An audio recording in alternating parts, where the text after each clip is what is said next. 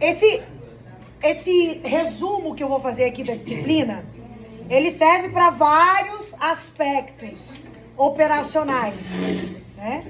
E ele serve também principalmente para a gente entender quais são os pontos que você precisa olhar com mais cautela e carinho se fosse uma prova, por exemplo, né? Não sei. Então, olha só.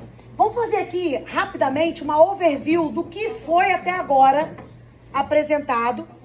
E aí é bom que neste momento pessoas que estão com alguma peça fora do lugar do quebra-cabeça encaixa toda essa situação, beleza? Então olha só. Primeira coisa, eu coloco aqui 2 letrinhas para que vocês possam entender o paradoxo que você tem que construir quando você fala do triple bottom line e do single bottom line. Ou seja, o conceito do tripé da sustentabilidade e do single bottom line, que é um conceito em que, lembra que o triple bottom line é um conjunto de 3 elementos: social, econômico e ambiental, em que esse meio de conexão com esses 3 elementos é chamado de ponto doce da sustentabilidade. E esse ponto doce da sustentabilidade, ele foi um ponto tratado pelo autor, que é o John Elkington. E o John Elkington, ele começa a fazer isso de uma maneira muito vanguardista. Antes de nós começarmos a falar de ESG de maneira muito robusta, porque começou depois de 2004, uma provocação do Kofi Annan, o cara já começava a colocar isso como modelos de estruturas de organização de governança e assim por diante. E ele se contrapôs a este modelo aqui, ó. Um modelo em que a base era só e somente só econômica, e aí ele dizia, se der, vê o social, e se der, a gente vê o ambiente. Era uma época em que o capitalismo era um capitalismo único e exclusivo de acionista. Entrega dinheiro pro acionista e tá tudo certo. Beleza? Ok. O termo sustentabilidade foi um termo criado para abraçar esse elemento. A sustentabilidade corporativa foi quando o mundo disse assim: galera das empresas privadas, vocês estão dentro do jogo. Aí, a sustentabilidade corporativa, nos quesitos ambientais, sociais e governança e econômico, porque sustentabilidade não é só ambiente, não. Quando nós falamos de sustentabilidade, nós estamos falando desses escopos todos de atuação. Então, é algo criado no mindset coletivo, que quando a gente fala de sustentabilidade, todo mundo pensa em abraçar a árvore. É fato. Isso aí para todos os setores. E aí, quando a gente joga sustentabilidade corporativa aqui, os caras, que não são bestas nem nada, criam metas e métricas KPIs, OKRs, que são formas da gente manipular o BI. A vida não é de meta? Não é atingir a meta, entregar a meta? Por que a gente metrifica tudo? Para saber se está atingindo ou não. Se não, gente, se não tiver meta e a meta não for arrojada, ninguém entrega nada. Vocês concordam comigo? Beleza. Aí, o que o sistema fez? Esse sistema que foi provocado pelo Kofi Annan, numa reunião com 50 CEOs, diz assim, galera, vocês têm que endereçar os problemas que vocês causam, ambientais, sociais e de governança, ESG. Ambiental, social e de governança, ASG. Econômico, ambiental, social e de governança, ESG. Sendo que a governança é a base para que você possa ter alicerce no ambiental e social. Dentro da governança, a disciplina de vocês constrói alicerce para tudo isso acontecer. Então, quando eu começo a dizer e nasce no mercado metas e métricas, o mercado financeiro amou isso. A BlackRock, com a figura do Larry Fink, não é um cara que está tão preocupado assim com o ambiente, com o social. Ele está preocupado com o pagamento que ele coloca quando ele investe o capital. É claro isso para vocês? Ok, mas tá tudo bem.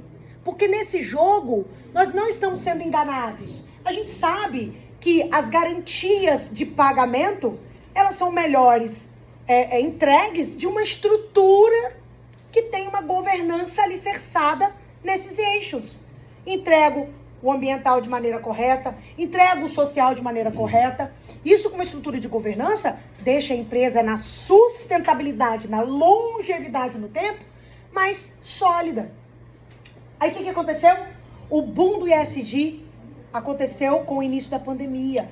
A pandemia deu velocidade a tudo. Tudo que estava acontecendo assim, ó, com passo de lesma, com cãibra, aconteceu quando a pandemia veio. Porque você lembra que era uma discussão, gente, de uma equipe de trabalho, RH 4.0, antes da pandemia acabar, tinha um slide na minha disciplina que eu dizia assim, galera, e se metade do trabalho fosse realizado em casa, no home office, e a outra metade dentro das estruturas de laboratório, compartilhando escritórios, postos de trabalho, enxugando essas estruturas. Tinha gente que virava para mim e dizia assim, impossível até ter que ser a única opção de existir. Foi sim ou não isso? Aí, este modelo inovador de forma de contratar pessoas, hoje é prática em mais de variadas empresas, que hoje retorna para o ambiente de trabalho, mas conversa com o cara. E aí, como é que você quer ficar? Um pouco lá, um pouco cá? Como é que tá entregando o resultado? Ou seja, ESG ganha uma velocidade muito grande quando entra a pandemia. Tá, mas para fazer ESG nós temos passos a seguir. São 7 passos, tá bom? Primeira coisa é cultura, conhecimento. Para você jogar o jogo, você tem que jogar um jogo sabendo, conhecendo. Senão, a bola tá aqui para fazer o gol, tá todo mundo correndo, chutando para fora do campo. Então, primeiro nós temos que colocar todo mundo conhecendo do negócio. Então, a cultura, o conhecimento, a educação, o propósito, liderança. Trabalhar liderança é o primeiro passo da construção de metas bem entregues nesse quesito. Olha só. Depois que você faz isso, existe o tal que nós chamamos de diagnóstico. O diagnóstico que você faz no negócio é uma visita em que as pessoas avaliam a maturidade dentro da temática. E aí, com essa avaliação, é proposto a construção de uma matriz de materialidade. A matriz de materialidade, ela é construída com uma árvore de temas. Imagina uma árvore. Cada braço dessa árvore dá frutos. Só que não são todos os frutos que você quer comer. Você quer só o fruto a ponto de engolir. Você não quer o de vez, você não quer o verde, nem quer o podre. Você quer o no ponto. E com essa árvore, a matriz de materialidade, através de um survey, esse survey aqui é uma ferramenta que é um software que cruza os dados que eu pergunto para os meus stakeholders primários e secundários e vou na ponta e pergunto para eles, galera, o que vocês acham importante dentro do nosso negócio, vocês que têm relação com a gente? E a gente manda se questionar. E eles respondem. Depois de todo mapeado na cadeia de valores stakeholders, primários e secundários, todo mundo. Isso é um serviço de consultoria, tá? Não é você que faz isso. Não é um time sozinho. Não é uma reunião de diretoria. Isso é um apanhado e um apanhado de material que a gente levanta. A empresa também responde isso aqui. E a empresa responde o que é importante para ela num cenário de 3 a 5 anos. É de 3 a 5, eu gosto de 3. 3 é um cenário bacana para brincar. E aí, os dados que vêm dos stakeholders aqui, junto com os dados que vêm dos caras que estão dentro do negócio, isso é cruzado, isso vira variável. O que deu match é alocado numa planilha. E aí, vai ter um monte de ponto. O que é não tão importante para a empresa e não tão importante para o stakeholder. O que é muito importante para o stakeholder, mas não é tão importante no cenário da empresa, porque não faz parte do core business dela. Aí a empresa vai fazer o quê? O software vai piscar, tuc, tuc, tuc, tuc, tuc, e vai mostrar o hot point da matriz de materialidade. Aqui, ó, Nesse contexto, você foca 1, 2, 3, 4, 5, 6, 7, 8, 9, 10 temas materiais. Foi o que foi levantado na matriz. E todos esses pontos materiais são temas que vão gerar dinheiro. Tudo que você fizer apontando para esses temas gera dinheiro, porque a materialidade garante adicionalidade, que é o que nós chamamos de lucro ético, quando você entrega metas e indicadores ESG. Aí, nesse cenário, eu dei o exemplo da Pets. Lembra que eu coloquei o exemplo da Pets? Que eu coloquei assim, gente, vocês viram essa campanha? Que é uma campanha bonitinha, né? Mas eles fizeram isso antes da abertura de capital. Isso serviu para construir um indicador de comunicação com o mercado financeiro, serviu para valorizar um ativo intangível de maior valor, que é o branding da marca, o rebranding do negócio, porque isso é um ativo intangível, como capital de reputação, valor de marca, conhecimento. E aí, o que os caras fazem? Vamos focar em que dá dinheiro pra gente. Porque existe uma palavra dentro aqui desse contexto que é o greenwash. Tudo é igual a nada. A matriz de materialidade tem vários pontos. Você vai fazer tudo? É a mesma coisa que nada. Faça o que for mais importante com a matriz de materialidade aqui, ó. Então, a matriz de materialidade é uma matriz estratégica de quando você olha e fala assim, todos os nossos esforços precisam ser para entregar esses pontos que trazem negócio, dinheiro para o business. Então, eu dei o exemplo da questão financeira do banco, que estava atacando questão climática, criou um aplicativo. Gente, mudança climática para uma questão, para um banco aqui, deve estar aqui, ó. Para uma empresa de óleo e gás, a questão climática é um tema material, vocês concordam comigo? Uma empresa que trabalha com combustível fóssil, mudança climática não é bem material? Mas para a instituição bancária, isso aqui talvez esteja aqui nesse quadrante. Então, a gente conhece aqui o que é as lutas que a gente precisa enveredar. Mas quem precisa conhecer isso é o time de governança. Quem precisa estar aqui não é só um time de estratégia. Isso parte lá de cima. Várias vezes eu pergunto assim para CEOs, doutor, quais são os temas materiais da matriz de materialidade? O cara não responde nada, porque ele não participou. Porque foi uma consultoria que entregou aquilo para ele e aquilo ali está com um comitê de sustentabilidade, com um time de diretoria de sustentabilidade, no qual é o único responsável por entregar o objetivo. Não é. A governança, o ESG, ele é transversal, é para todo mundo. Corta do P ao P, é do porteiro ao presidente. É todo mundo. Galera, com isso aqui a gente mapeia para poder focar naquilo que dá lucro. E aí a gente começa a construir a forma pela qual nós nos comunicamos. Ferramenta de comunicação, relatório, balanço. É quando você coloca o ambiental, o econômico, tudo da empresa dentro de um relato. Que pode ser um relatório de sustentabilidade ou um relatório integrado. Para uma empresa que tem IPO, você é obrigado a fazer isso, porque você tem que atender os indicadores ISE B3 e, na Bolsa de Nova York, o Dow Jones. Lembrando que o Dow Jones foi criado primeiro e foi uma forma da gente fazer aquilo que alguém está fazendo de bom, criou-se o ISE B3. E essas instituições aqui, ó, GRI, SASB, que eu apresentei para vocês na forma de relatório, são as duas instituições que entregam um framework. O que é um framework? Modelo. É o modelo que você segue. Então, esses frameworks aqui, ó, GRI e SASB, eles têm comparabilidade internacional. Fran, eu posso seguir o Instituto Ethos? Pode. Eu posso seguir o Instituto IBASE? Pode. Eu posso seguir as práticas recomendadas da ABNT 2030? Pode.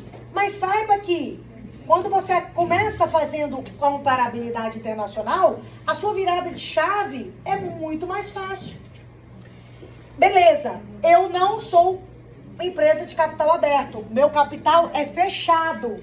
Então, o que você vai ter não é um relatório de sustentabilidade. Ele é um relatório de posicionamento. Esse relatório de posicionamento, ele é importante para quem tem o capital fechado. Então, é qual empresa? Qualquer uma que queira começar a colocar a sua trajetória ambiental, social e de governança na linha. Quero começar a contar essa história. Então, por isso que eu digo, é a empresa no divã. É quando você começa a analisar o que precisa melhorar, colocar aquilo ali escrito, estruturado.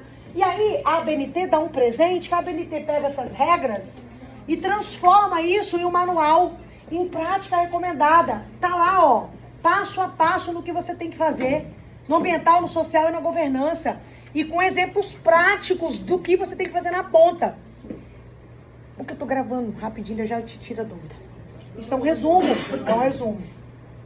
Aí, é um resumo bem importante para o pós-aula, assim, não sei, né? E aí, o que acontece? Esse é um ponto de partida. Então, para a comunicação, eu tenho 2 instrumentos que atendem indicadores. E esses indicadores são linkados ao mercado de capitais. Mas, o relatório de posicionamento eu mostro para vocês que é do capital fechado. Aí, ambiental e social, para cada uma eu tenho metas. Eu tenho temas que são materiais. Por exemplo, na minha empresa, o tema hídrico é um tema que eu preciso tratar. Lembra que eu citei para vocês o meu exemplo? Que eu preciso endereçar o desperdício de água?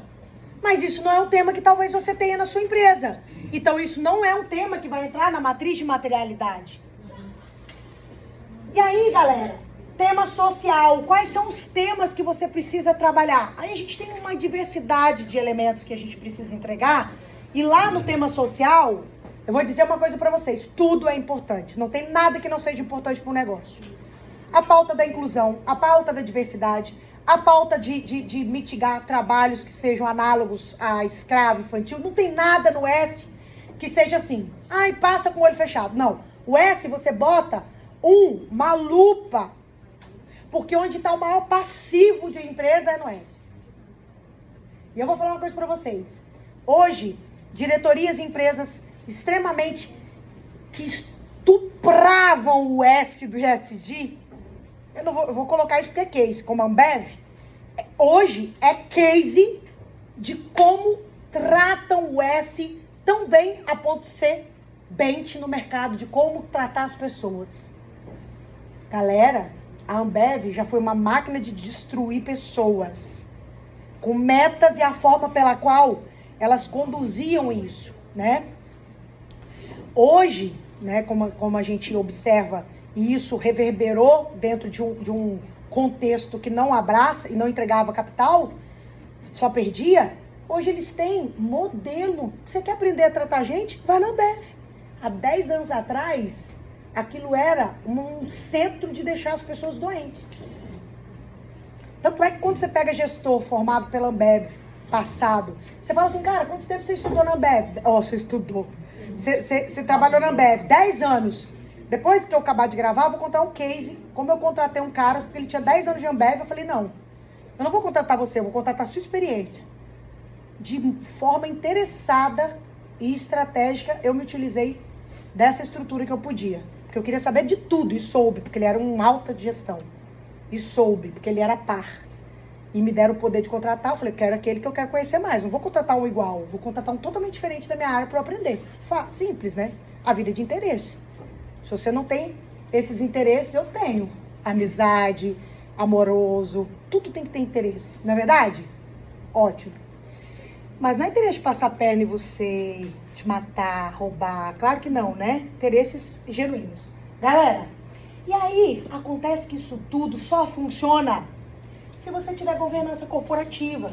Se você tiver suporte para entregar o social e o ambiental, isso só se alicerça com o G. Ou seja, com essa arquitetura de governança que precisa acontecer numa empresa de capital aberto obrigatória, porque você precisa provar isso para entrar no mercado. Você precisa entender o papel da governança como a principal válvula que trabalha a gestão de risco.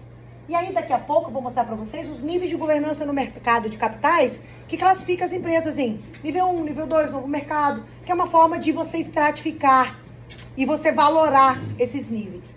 Mas olha só, dentro de tudo isso que eu tô falando aqui pra vocês, vocês estiveram comigo dentro desse contexto? Vocês estão dentro dessa esfera comigo?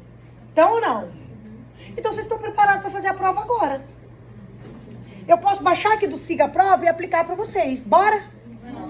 Ah!